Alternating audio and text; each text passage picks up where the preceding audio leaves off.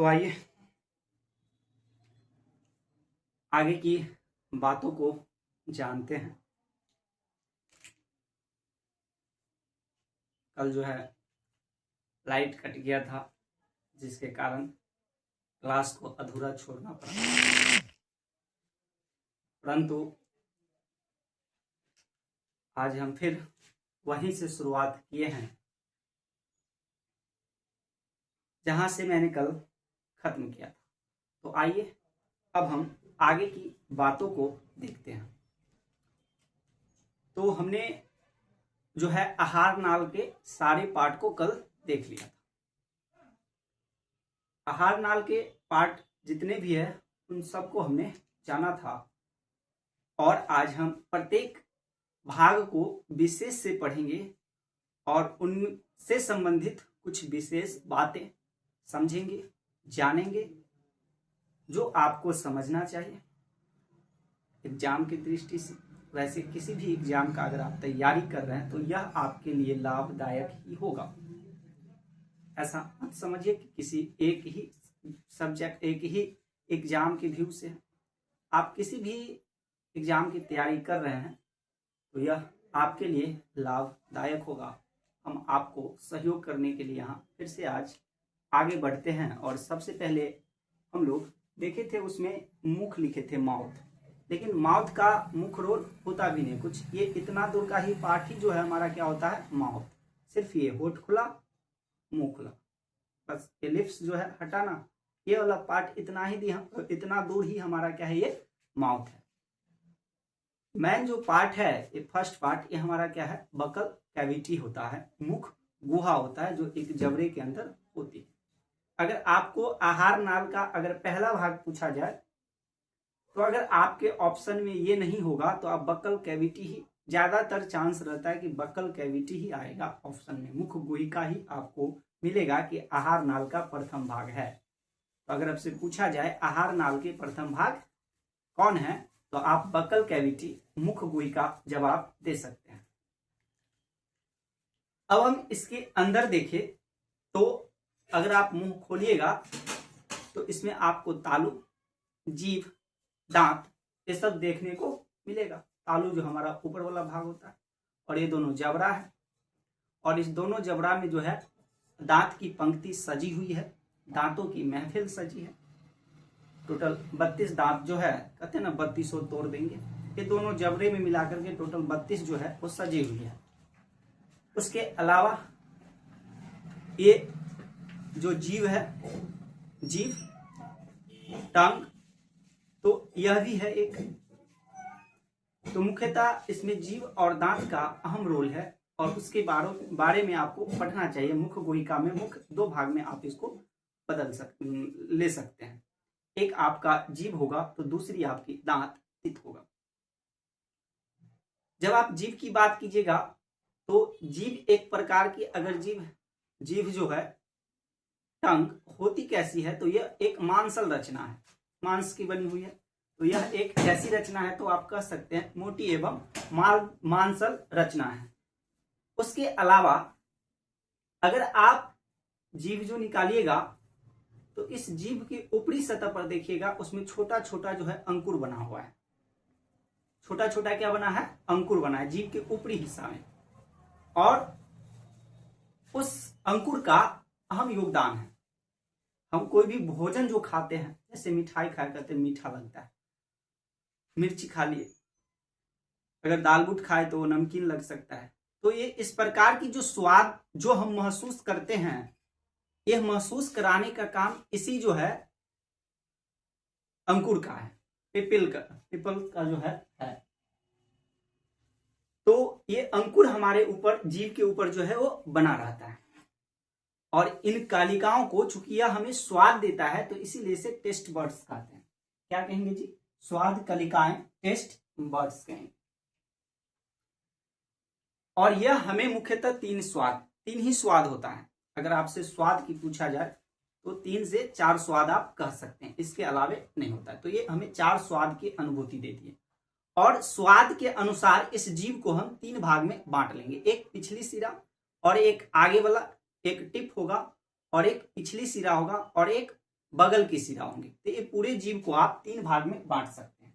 एक हमारा पीछे वाला भाग है, एक आगे वाला भाग है, और एक तीसरा भाग ये दोनों तरफ का बच गया, साइड वाले भाग होंगे। तो एक हमारा टिप है, दूसरा साइड किनारा, और तीसरा क्या है, बेस, या इसको आप पिछला भाग कह सकते हैं। अब हमें यहां से यह याद रखना है कि किस भाग से हमें कौन सी स्वाद आता है। तो अगल का मीठ, अगल का मीठ, पिछल का तीखा कड़वा, पिछल का क्या होगा, कड़वा, अगल का अमीठा, अगल बगल से खट्टा और नमकीन। याद हुआ, अगल का मीठ, पिछल का कड़वा, और अगल बगल में खट्टा और नमकीन की स्वाद हमें महसूस होगा। तो आप स्वाद बता सकते हैं कि कहां से कौन सा स्वाद आएगा। तो कहिए, अगल का भाग जो टिप है उससे कौन सा स्वाद महसूस कर सकते हैं, मीठा। जो पिछला भाग है उससे कौन सा स्वाद महसूस करिएगा, कड़वा, इसको पिछला भाग या पसच, इंग्लिश में इसको साइड कहते हैं, बेस कहेंगे। और किनारा वाला जो पार्ट है साइड, उससे आप नमकीन और सावर, खट्टा जो है, यह जो है स्वाद को आप ग्रहण कर सकते हैं, महसूस कर सकते हैं। तो आप स्वाद जो महसूस करते हैं वह स्वाद जो है आपको कौन महसूस करवाता है, तो जीभ महसूस करवाता है। और जीभ में भी कौन, तो स्वाद कलिकाएं, टेस्ट बड्स। ये होता क्या है, तो आपके जीभ के ऊपर में छोटे छोटे अंकुर होते हैं, और इस अंकुर को ही क्या कहते हैं, स्वाद कलिकाएं। उसके अलावा जीभ का एक और कार्य है, और यह कार्य क्या है, जब हम भोजन को चबाते तो उस समय भोजन को जो मिलाने का जो काम करता है ना, भोजन को मिलाने में, और जब भोजन चब जाता है तो इसको अंदर जब ठेलना हो तो उसमें भी मदद करता है। तो यह अपने गति से भोजन को मिलाने एवं निगलने में भी क्या करता है, मदद करता है। तो हम जीभ के बारे में, टंग के बारे में इतनी बात समझेंगे। उम्मीद करते हैं आपने समझ लिया होगा और आपको याद भी हो गया। जीभ को अगर हम देखें क्या काम है, तो यह हमें स्वाद के लिए स्वाद महसूस करवाता है। और वह स्वाद किससे आप महसूस कीजिएगा, स्वाद कलिकाएं, जो छोटे छोटे अंकुर उस पे होते हैं। और इस जीव को 3 भाग में बांट सकते हैं, टिप, साइड, बेस, अगला, पिछला और किनारा वाला साइड। अगल का मीठा, पिछल का कड़वा, और बीच में नमकीन और खट्टा स्वाद मिलेगा। ठीक, और ये आहार नाल का कौन सा भाग है, तो आप बता सकते हैं पहला भाग है। इसकी संरचना कैसी है, तो कह सकते हैं मोटी एवं मान संरचना।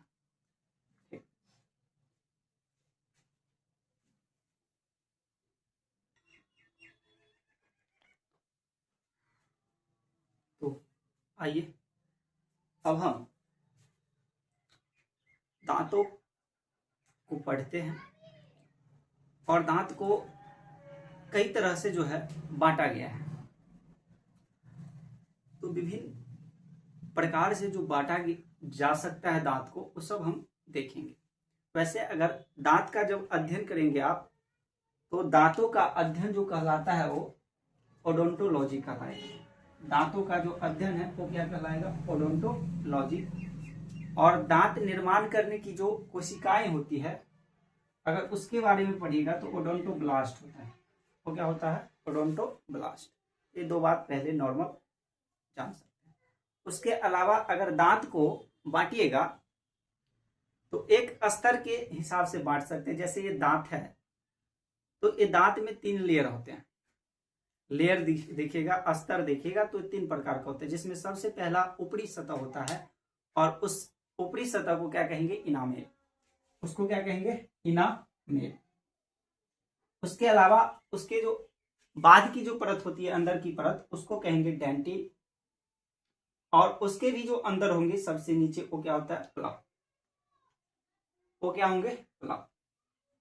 तो सबसे भीतरी होती है, ये सामान्यतः नस और ब्लड वेसल्स जो है इसमें आपको दिखाई देगा। ये दांतों की सबसे नीचे की ये निचली परत है, उससे भी नीचे ये प्लग पाए जाएगी। और सबसे ऊपर में क्या होगा, इनामेल। इनामेल के बारे में आप बहुत कुछ जानते होंगे और जानना चाहिए। ये तो सबसे पहले इनामेल क्या है, सबसे ऊपरी परत है। और दांतों की जो ये चमक आपको दिखाई देती है, जब आप बत्तीसी निकालिएगा और आपका भी अगर चमक रहा है, तो वो जो चमक है वो किसके कारण होती है, इनामेल के कारण होती है। तो इनामेल की परत जो है वो आपका एक चमकीला अस्तर है। उसके अलावा इनामेल जो है आपकी शरीर की सबसे मजबूत है पदार्थ। आपके शरीर में जितना भी पदार्थ है उसमें सबसे कठोर जो पदार्थ है वो कौन सा है, तो इनामेल है। तो आपसे अगर पूछा जाए शरीर की सबसे कठोर पदार्थ है तो वो भी कौन है, इनामेल। और यह इसकी कठोरता हमें दांतों की सुरक्षा कवच होता है। लेकिन इतनी कठोर होने के बाद भी जब हम चॉकलेट उकलेट खाते हैं, मीठी चीज खाते हैं, तो हमारी वह हमारे जो है कि कठोरता को कमजोर कर देता है। या फिर खट्टे सामान खाइएगा, उससे कारण क्या होता है, जब मीठी चीज खाइएगा तो इनामेल की परत क्या होती है, झरने लगती है, जिसके कारण आपकी दांतें झड़ जाता है, टूट जाता है। तो इनामेल जो है वो सबसे कठोर पदार्थ है, लेकिन यह भी कमजोर हो सकता है। लोग ऐसा नहीं है जो मजबूत है वो मजबूत ही रहते हैं, कमजोर हो जाता है। कुछ ना कुछ परिस्थितियां होगी, कुछ ना कुछ उसकी कमजोरियां होगी जी। इसका भी कमजोरी है, अगर आप खट्टे सामान मीठे चीज ज्यादा खाते हैं तो वैसे स्थिति में आपकी दांतें जो है वो कमजोर हो सकता है, चूंकि उस स्थिति में इनामेल की परत क्या होगा, छड़ सकता है। तो इनामेल जो है सबसे कठोर परत है, इसीलिए दांतों की इसे क्या कहा जाएगा, सुरक्षा परत। आपसे पूछे कि दांतों की सुरक्षा परत कौन है, तो आप कहिए इनामेल। शरीर का सबसे कठोर पदार्थ कौन है, तो इनामेल। दांतों की चमकीला स्तर कौन है, तो इनामेल। या दांत चमकीला किसके कारण होती है, तो इनामेल के कारण। उसके अलावा अगर इनामेल देखिएगा तो ये बना क्या चीज से है, तो ये आपको कैल्शियम कार्बोनेट और फास्फोट से बना हुआ है। Calcium carbonate and phosphate, CaCO3 and Ca3PO4 का हॉल्ट हो, या इसी को आप कैल्शियम हाइड्रोक्सी एपेटाइट कह सकते हैं। तो आपको पूछा जाए कि जो हमारा इनामेल है वो क्या चीज से बना है, तो आप बता सकते हैं कैल्शियम कार्बोनेट और कैल्शियम जो है फास्फेट होगा। उसके अलावा उसके नीचे वाला जो स्तर होता है वो कौन है, डेंटिन। और दांत का ज्यादातर जो हिस्सा है वो हमारा डेंटिन का है। अधिकांश भाग दांतों का कौन सा है, तो डेंटिन है। उसके अलावा अगर आप दांतों को और बांट सकते हैं तो वह बांट सकते हैं पार्ट्स के अनुसार पे, भाग के अनुसार पे।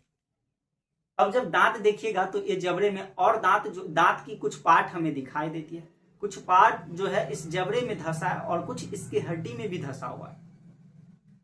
मसूड़े जो होते हैं उसमें धंसा है, उसके बाद जो जबड़ा है उसके हड्डी में भी धंसा है। तो इस आधार पर आप भी जो है दांत को 3 भाग में बांट सकते हैं। एक जो हमें सबसे ऊपर दिखाई देती है, जो हमारा क्राउन, जो सबसे ऊपर है अर्थात शिखर, तो क्या होगा, क्राउन। तो दांत की वह परत जो मसूड़े से ऊपर होती है, जो हमें दिखाई देती है, उसी को क्या कहते हैं, हम शिखर कहते हैं। उसको क्या कहिएगा, शिखर, क्राउन। मसूड़े के ऊपर वाला, मसूड़े की जो ऊपर की परत है वो हमारा क्या कहलाता है, तो वह हमारा क्या कहलाएगा, शिखर कहलाएगा। उसके बाद मसूड़े के अंदर जो है, जो मसूड़े के अंदर है उसको ग्रीवा या नेक कहते हैं, गर्दन। तो जो मसूड़े के अंदर है वो हमारा नेक, गर्दन होगा, ग्रीवा होगा। और जो जबड़े के हड्डियों में धंसा हुआ है उसे रूट या मूल कहते हैं। जो जबड़े के अंदर धंसा है तो हमारा क्या होगा, रूट, मूल। ये क्या होगा, जबड़े के हड्डी में धंसा हुआ। तो आप अभी हड्डी, दांत को जो है भाग वाइज, पार्ट्स वाइज जो हमें दिखाई देता है उस आधार पे 3 भाग में बांटे। जो आपका क्राउन होता है, उसके अलावा आपका नेक होगा, और फिर आपका क्या होगा, रूट होगा। यदि आप दांत को स्तर वाइज बांटते हैं तो वहां पे इनामेल मिलेगा, डेंटिन मिलेगा और पल्प मिलेगा। तो ये दोनों प्रकार से आप दांतों की बंटवारा जो है आप समझ गए होंगे। अब हम दांतों को उसके कार्य के आधार पर भी बांटते हैं, और इनके अनेक कार्य, जैसे कुछ दांत हमें काटने में काम आते हैं, तो कुछ चबाने में काम आते हैं, तो कुछ फाड़ने में आते हैं। तो आगे हम उसको भी ड्राइव करते हैं, ठीक है, डिस्क्राइब करेंगे। अब आइए अब हम दांतों को उसके कार्य के आधार पर देखते हैं। तो दांत के अनेक कार्य होता है, इसको इस प्रकार को विषमदंती, हेटेरोडंट कहेंगे। और इसमें हमारा इंसिसर्स, कृंतक, कैनाइन्स, रदनक, प्रीमोलर, अग्रच्वर्णक और मोलर च्वर्णक। अगर कृंतक को देखिएगा तो ये आपको, जो कृंतक मतलब काटने के लिए आएगा, एक इसके लिए यूज होता है कटिंग के लिए। ये वाला हमारे आगे का जो ये दांत है ये हमारा कृंतक हुआ, यह काटने के लिए आता है। जबकि रत्नक कैनाइन यहाँ पे ये वाला जो आपका नोखीला दांत होगा ये होता कैसा है, तो सबसे आगे रहेगा आपको चपटे और धारदार होता है। और उसके बगल में ही देखिएगा तो उसके बगल में एक नोकीला दांत होगा जो आप किसी चीज को फाड़ने या चीरने में मदद करते हैं। और मनुष्य का बहुत कम ही ऐसे भोजन हो जो फाड़ना और चीर कर खाया जाता है। अधिकतर जो हम भोजन करते हैं वो काट करके खाते हैं। मनुष्य का लक्षण नहीं है चीर फाड़ के खाने वाला। तो ये चीरने फाड़ने वाली दांत जो है हमारे में सबसे कम विकसित हुआ है। अगर आपसे पूछा जाए कि सबसे कम विकसित होने वाली दांत कौन है तो आप कैनाइन ही बताइएगा। ये चीरने फाड़ने वाला जो दांत है मनुष्य में सबसे कम विकसित हुआ है। उसके अलावा प्रीमोलर और मोलर दोनों का काम क्या है, चबाना। दोनों का काम क्या है, चबाने के लिए काम आता है, मोलर भी और प्रीमोलर भी। अब हम दांतों को निकलने के आधार पे देखेंगे। जैसे बहुत सारे दांत जो होता है हमारे अंदर एक बार जन्म के समय होता है और फिर वो टूट जाता है, फिर उसके जगह पे दूसरा दांत होता है। और दांत वैसे भी है जो एक ही बार जो है उगता है और उगले रह जाता है, वो टूटता है तो फिर उसके जगह पे आपको दोबारी दांत नहीं हो सकता है। तो इस आधार पर भी हम दांतों को बांटते हैं। ठीक, जैसे जो एक बार होता है तो मिल्क का दांत होता है, दूध की दांत होता है मिल्क टीथ, और एक हमारा अस्थाई दांत होगा। तो इस आधार पे हम दांतों को, तो आइए अब हम दांतों को एक और प्रकार से देखते हैं, और वह प्रकार है हमारे जीवन काल में उगने वाली दांत। आपने महसूस किया होगा, अपनी बचपना नहीं देखे होंगे तो परिवार में जो बच्चे होंगे उसकी बचपना जरूर देखे होंगे। अगर आपकी बचपन की यादें नहीं है याद तो आप उन बच्चे को देख करके अपना बचपन महसूस कर सकते हैं।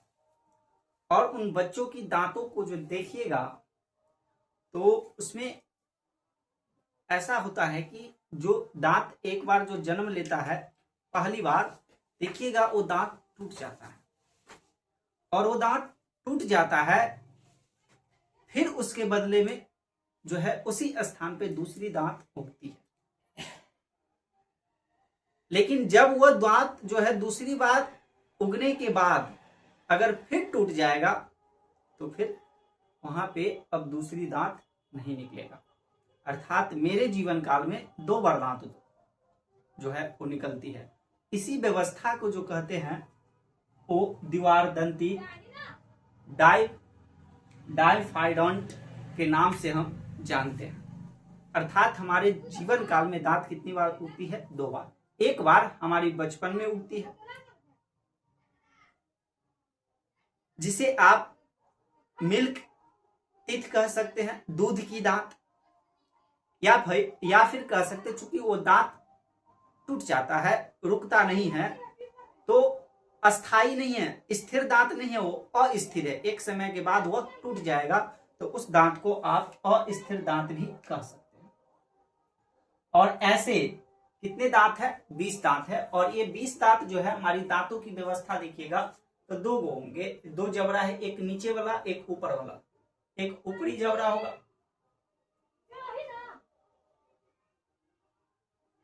और एक निचली जबड़ा है।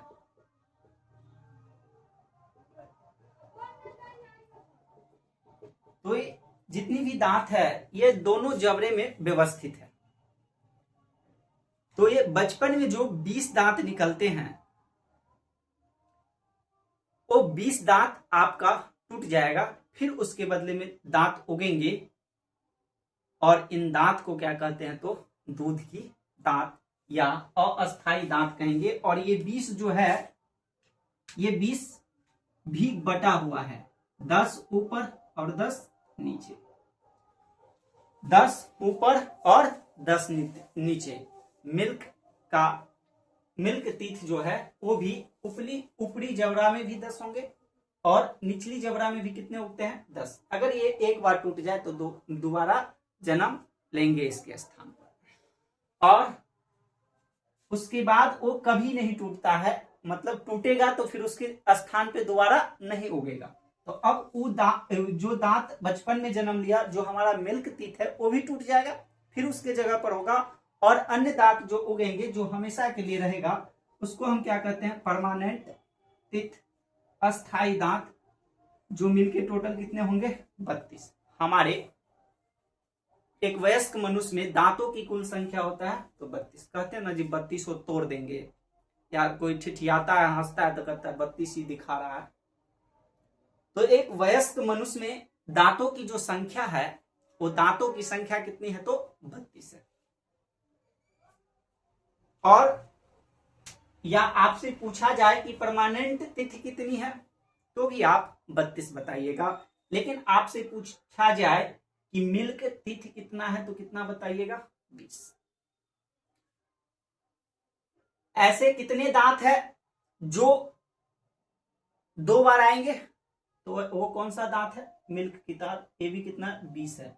2 बार आने, 2 बार उगने वाली, 2 बार उगने वाली, या 2 बार निकलने वाली। अगर आपसे पूछा जाए मनुष्य में ऐसे कितनी दांत है जो 2 बार जन्म लेता है या 2 बार निकलता है, तो आप उसका भी जवाब कितना दीजिएगा, 20। आपसे पूछा जाए कि मिल्क टीथ कितना है, तो भी आप बताइएगा 20। आपसे पूछा जाए और अस्थाई दांत कितना है, तो भी बताइएगा 20। लेकिन आपसे जब यह पूछा जाए कि एक वयस्क व्यक्ति में दांतों की कुल संख्या कितना है, तो आप बता सकते हैं 32। या आपसे पूछा जाए कि अस्थाई दांत की संख्या कितनी है, तो आप वहां पे फिर कितना बताइएगा, 32। तो आप देखिएगा एक चीज और यहां से सीखिए, 20 और 32 टोटल 32 है, लेकिन दूध की दांत 20 है, तो बच गया कितना, 12। अगर आपसे सवाल में यह पूछा जाए ऐसे कितने दांत है जो सिर्फ एक बार उगते हैं, ऐसे कितने दांत है जो सिर्फ एक बार निकलते हैं, तो उनकी संख्या आप कितना बताइएगा, 12, जो केवल एक बार निकलती है।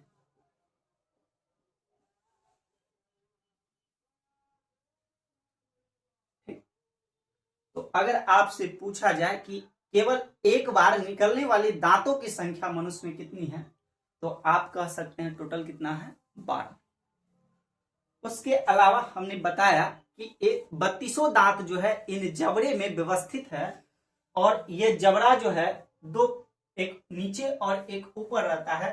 तो ऊपरी जबड़ा हुआ और एक निचली जबड़ा हुआ, और इसमें भी जो निचली जबड़ा या ऊपरी जबड़ा है आधा आधा बांटिएगा, तो ऊपरी जबड़ा में टोटल दांत कितना होगा, 16, और निचली जबड़ा में और निचली जबड़ा में टोटल दोनों में कितना होगा जी, 16 16, 2 भागों में बटा हुआ है 32।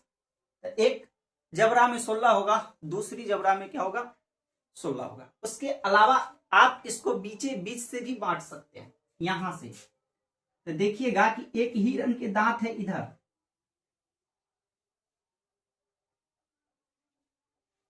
अगर आप इसको 20 से बांटिएगा तो मतलब 8 इधर आएंगे, और 8 जो दांत है वो इधर होगा। टोटल 16 था, तो 20 से अगर बांट दीजिएगा तो 8 इधर और 8 इधर। अब देखिए कि 8 दांत जो है किस क्रम में है। तो जब आप 20 से बांटिएगा तो जो पहला नंबर पर आएगा वो हमारा कृंतक है, सिंसिसा। दूसरा दांत भी कृंतक, तीसरा दांत आपका रदनक है, और चौथा और पांचवा दांत आपका क्या है, पोस्टमोलर, अग्रच्वर्णक, और 6 7 8 नंबर की जो दांत है ये आपका कौन सा दांत है, मोलर च्वर्णक। मोलर से पहले प्रीमोलर, प्री मतलब पहले, तो पहले प्रीमोलर होगा, फिर कौन सा दांत होगा, मोलर होगा। पहले अग्रच्वर्णक होगा, फिर च्वर्णक होगा। तो पोस्ट मोलर क्या नंबर पर आ रहा है, 4 और 5 नंबर पे।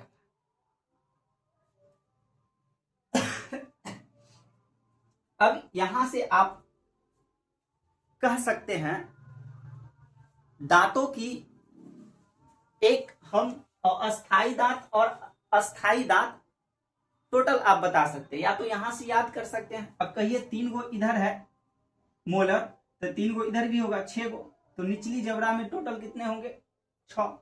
ऊपरी जबड़ा में भी टोटल कितने होंगे मोलर? 6, तो 12 हो गया। यहाँ पे 2 पोस्ट मोलर है, तो 2 पोस्ट मोलर यहां पर भी होगा और 2 पोस्ट मोलर यहां पर भी होगा, 2 पोस्ट मोलर यहां पर भी होगा।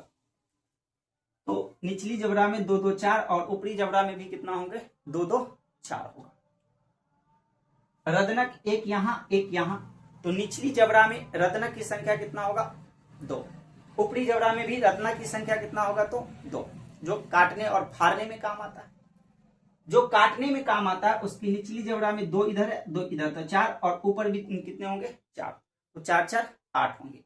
तो इसको हम फॉर्मूला वाइज याद कर लेंगे, याद करते हैं, और उसको कहते हैं हम लोग डेंटल फार्मूला। तो जब आप परमानेंट टीथ का डेंटल फार्मूला निकालिएगा तो उसमें क्या किया जाता है? डेंटल फार्मूला जो होता है,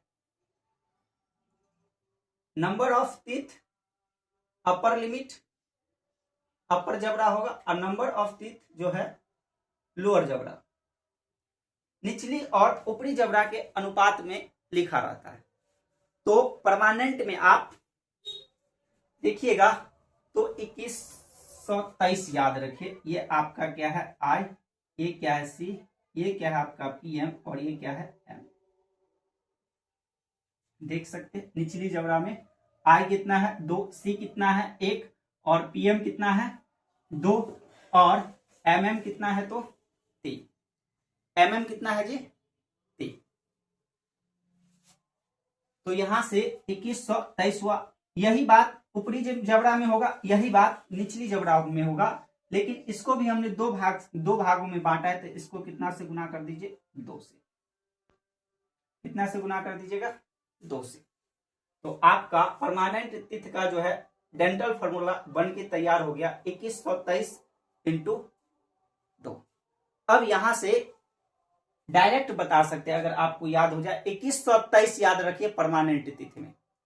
तो अगर आपसे पूछा जाए कि अपर जबड़ा में जो है, या लोअर जबड़ा हो, ऊपरी जबड़ा हो या निचली जबड़ा में, अगर आई पूछेगा तो इसको 2 से 2 को गुना कर दीजिएगा, कितना होगा? 4। अगर आपको रदनक पूछा जाए तो 1 दूना 2। अगर पोस्ट मूलर पूछा जाए तो कहेंगे कि 2 दूना 4, और ये 3 दूना कितना होगा? 6। तो यहां से आप दांतों की संख्या बता सकते हैं, चाहे जो भी हो। लेकिन जब आप दूध की दांत की बात कीजिएगा,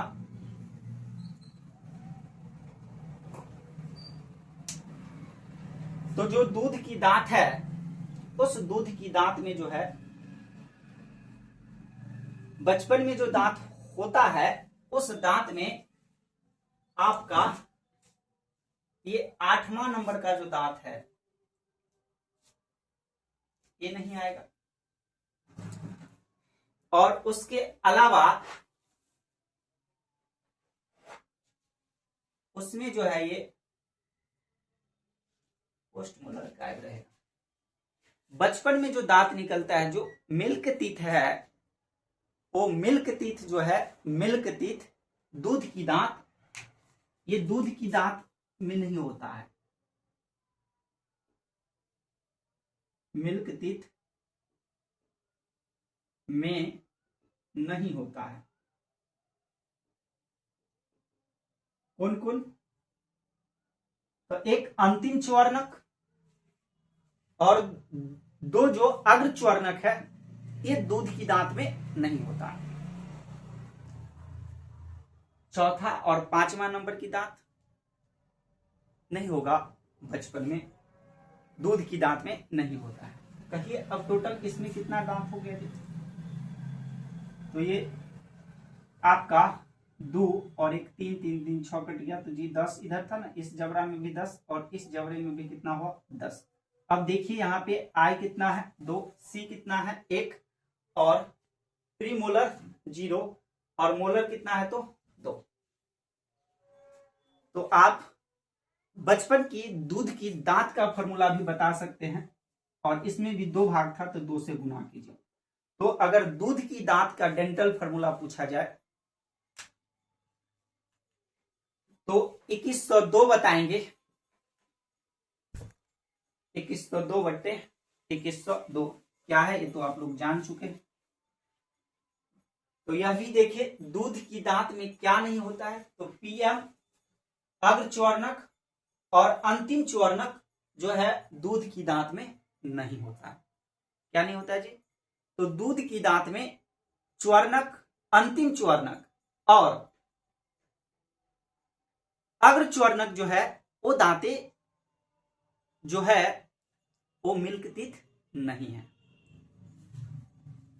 उसके अलावा आपका जो ये अंतिम च्वर्णक है ये 8वां नंबर का दांत है। एक जबड़े की आधे भाग में देखिएगा तो 8वां नंबर पर जो अंतिम च्वर्णक है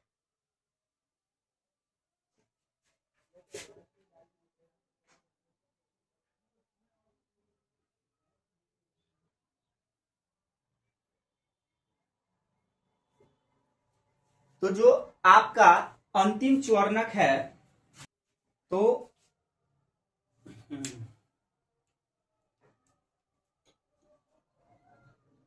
इंग्लिश में कहते हैं विस्डम टीथ।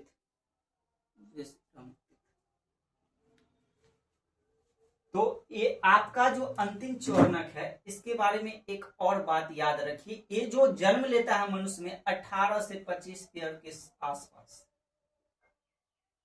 18 से 25 साल के बीच जो है ये जन्म लेगा। कब लेता है जन्म जी? 18 से 25 ईयर्स के बीच। उस समय में मनुष्य दुनिया की ठोकरें खा करके पढ़ लिख करके लगभग बुद्धिमान हो जाता है, कहिए कि अक्लमान हो जाता है, अक्ल हो जाता है उसको। इसीलिए इस दांत को क्या कहा जाता है? अक्ल की दांत, अकल की दांत।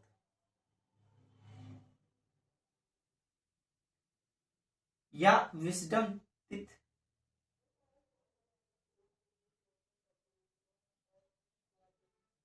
तो ये जो अंतिम च्वर्णक है ये तब आपके जीवन में आता है जब आप दुनिया की ठोकरों खा करके तैयार हो चुके हैं, आप शादी विवाह के लिए तैयार हो चुके हैं, आप वोट डालने के लिए तैयार हो चुके हैं, आप मताधिकार का प्रयोग कर सकते हैं, उस समय उगता है। तो इसे अकल की दांत कहा जाता है, विजडम टीथ जो है वो कहा जाता है। अब इस विजडम टीथ की अगर आपसे संख्या पूछा जाए तो संख्या कितना होगा जी? एक यहाँ एक यहाँ 2, एक यहाँ 3 और एक यहाँ 4। 2 निचली जबड़ा में होगा और 2 ऊपरी जबड़ा में होगा, तो टोटल कितना होगा जी? 4। अकल की दांतों की कुल संख्या कितना होगा? 4। उसके अलावा आप अकल की दांतों को अगर महसूस किए हैं तो ठीक है, अगर नहीं किए हैं तो दांत हमें किसी चीज को खाने चबाने में, जैसे च्वर्णक है तो उसका काम चबाने में आता है, लेकिन आप महसूस कर सकते हैं कि अकल की दांत जो है आपको भोजन को चबाने में काम ही नहीं आता है, उसका कोई यूज ही नहीं है जी। अकल की दांत का कोई यूज नहीं है। तो अकल की जो दांत है वो हमारे काम के नहीं है। तो जो चीज काम के नहीं है हमारे शरीर में उसे क्या कहा जाता है? अवशेषी अंग। तो अकल की जो दांत है या अंतिम च्वर्णक है हमारे शरीर के लिए क्या है? अवशेषी अंग। ये हमारे यूज नहीं है। जैसे हमारे शरीर में पढ़े थे तो अपेंडिक्स जो बड़ी आंत से जुड़ी हुई थी वो भी हमारे काम के नहीं है, क्योंकि वह कोई यूज ही नहीं आता हमें पाचन में। तो अपेंडिक्स की चर्चा तो हम कर लेंगे, अभी हम दांत की बात कर रहे हैं। तो दांतों में देखिए आपका अंतिम च्वर्णक जो है वो यूज ही नहीं आता है, तो उसको आप क्या कहिएगा? अवशेषी अंग। तो अंतिम च्वर्णक के बारे में क्या क्या याद रख सकते हैं कि 18 से 50 ईयर्स में जन्म होता है इसका। उसके अलावा इसको हम अकल की दांत कहते हैं, विजडम टीथ। इसकी कुल संख्या कितना है तो 4, और यह कैसा अंग माना जाता है तो हमारे शरीर के लिए यह एक क्या है, अवशेषी अंग है। ठीक, तो उम्मीद करते हैं दांतों के बारे में तो आप बिल्कुल ही बेफिक्र हो गए होंगे कि दांतों से कुछ भी पूछा जाएगा तो ठोक के जवाब दे सकते हैं। ठीक है, आज के लिए इतना ही। आगे की बातों को जानने के लिए आगे की मुलाकात जरूरी है। इन्हीं चंद ख्वाबों के साथ फिर मिलते हैं अगले क्लास में। तब तक के लिए धन्यवाद। ऐसे ही बने रहिए और अपनी तैयारी को मजबूत कीजिए, अपने कंसेप्ट को मजबूत कीजिए, क्योंकि जब आपका कंसेप्ट क्लियर होगा तभी आपका रिजल्ट क्लियर होगा। जब तक कंसेप्ट क्लियर नहीं होगा तब तक रिजल्ट क्लियर नहीं होगा। तो अगर आपको रिजल्ट क्लियर करना है तो आपको कंसेप्ट भी क्लियर करना पड़ेगा, आपको अपना कंसेप्ट परफेक्ट करना पड़ेगा। तो फिर मिलते हैं अपने कंसेप्ट को क्लियर और परफेक्ट करने के लिए, क्योंकि हमें रिजल्ट भी क्लियर करना है।